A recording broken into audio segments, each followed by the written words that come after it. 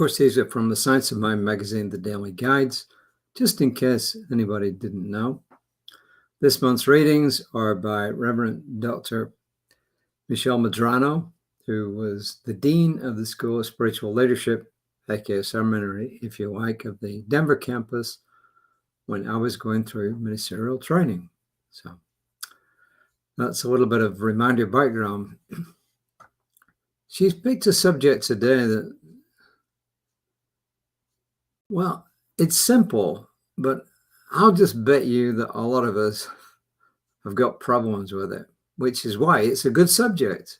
You know, it's good to bring things up that sometimes are uncomfortable. This is not preachy at all, by the way. It's all, so far, all of Reverend Michelle's writings have been uplifting. Her whole purpose, I think, this month is to uplift us and to bring to our mind the fact that sometimes we don't think highly enough of ourselves.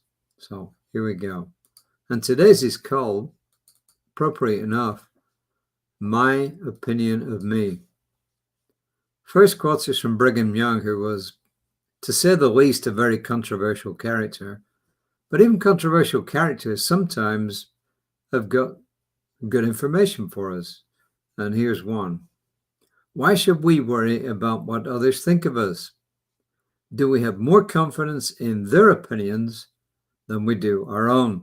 And that was, depending on your view of him, the Brigham Young. So I've looked him up, and he was really a very controversial character, and a lot of his teachings have since been reversed by the Church of Jesus Christ of Latter-day Saints. So he was the second person to be in charge of the whole movement, and he was in charge, I think, for about 30 years or so, quite a long time, as former governor of the Utah Territory. It wasn't a state then, and has eventually stepped down. And anyway, it's a long story, so it really doesn't impact us today. Ernest Holmes in Ideas for a Living on page 62 says, someday we will come to perfectly appreciate the fact that no living soul is any more important than any other one. For in the eternal kingdom of reality, which he capitalizes, they are all the same. So if you want to look at another way, in the eyes of the divine, in the eyes of the all, in the all-knowing mind of the ground of all creation, every single person is just as important as every other one. So, and this is Reverend Michelle. Most of us are interested in other people's opinions and ideas about us. True? We were raised in a culture of family traditions and educational traditions that invited us to constantly be aware of what others were thinking about who we were being and what we were doing. Because of this way of relating, it only seems natural that we should do the same as full-grown independent adults. This way of being causes us to give more power and emphasis to what others think of us than we think of ourselves. And then she says, doing this is not an act of self-love. It can be an act of self-abandonment. It becomes unhealthy when we lose our perspective and give more weight to another's opinion of us than our own opinion of ourselves. It becomes unhealthy when we abandon our authentic desires, our ways of being or ways of thinking in favor of another person's. She says a moment can arrive, maybe right now, when we make a conscious choice to honor and respect ourselves. We can allow ourselves to have confidence in our beliefs, ideas, and opinions.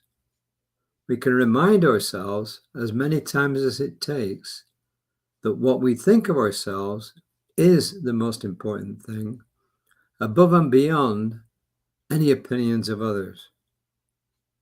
It is a courageous way to live because it can feel as though we betray others by being true to ourselves. Yet it is a powerful act that returns us to ourselves. So I mentioned this is something that is not easy. And it's something that a lot of people, even a lot of teachings, even repudiate. But the truth is, as we go back to self-love, if you don't love yourself, you literally cannot love somebody else. It's impossible. You cannot give what you don't have. And the same thing with the respect. If you do not respect yourself, then your respect of others isn't respect. It becomes sort of adulation, which is not healthy. There's a great saying, and I forgot where I first started. It could have been Wayne Dyer, I'm not sure. What you think about me is none of my business. I forgot who said that. I'll have to look it up. What you think about me is none of my business. And it really isn't, because what goes on in other people's heads is entirely up to them. It's got nothing to do with you. If somebody looks down on you for some reason, whatever, because they think you're less educated, that you're less smart, that you're less good looking, that you're less effective in the world, that's nothing to do with you. It's their thinking going on in their head. And if they had enough self-confidence in themselves, guess what? They won't need to do it. So anybody who looks down on you in any way is showing a weakness that they have. And it's not your weakness, it's theirs. Because somebody who's fully self-confident, truly self-confident, has got no need whatsoever to belittle other people.